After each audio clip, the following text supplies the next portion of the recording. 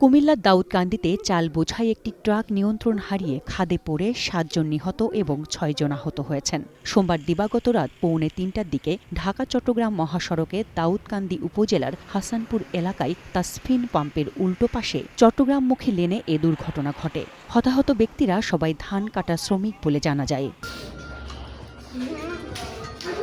এ সময় চালকের পরিবর্তে হেলপার বেপরোয়া গতিতে ট্রাকটি চালাচ্ছিলেন বলে জানান ট্রাকে থাকা আহত যাত্রীরা। লাইফে কোনো কিছুর গ্যারান্টি নাই, তাই ইন্স্যুরেন্স করুন সিটি ব্যাংকে, কারণ ইন্স্যুরেন্স করলে সিটিতে সুরক্ষা পাবেন নিশ্চিন্তে।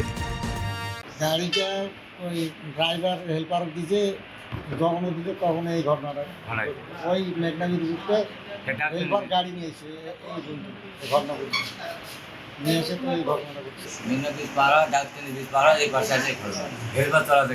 এমন ঘটনায় নিহতের স্বজনদের মধ্যে নেমে এসেছে শোকের ছায়া।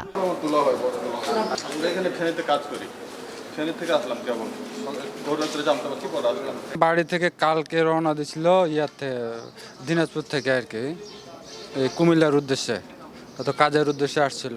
দুর্ঘটনার বিষয়টি নিশ্চিত করেছেন দাউদকান্দি হাইওয়ে ক্রসিং থানার ভারপ্রাপ্ত কর্মকর্তা ওসি ইকবাল বাহার। ট্রাকটি পড়ে যাওয়ায় ট্রাকের চাপায় ঘটনাস্থলে ৭ জন মারা যায়, আর আমরা ৬ জনকে জীবিত অবস্থায় উদ্ধার করে তাদেরকে চিকিৎসার জন্য আমরা হাসপাতালে প্রেরণ করি। এদিকে নিহত পরিবারদের ২৫,০০০ টাকা এবং আহত পরিবারদের ১০,০০০ টাকা করে সহায়তা প্রদান করার কথা জানান উপজেলা নির্বাহী কর্মকর্তা। One national desk.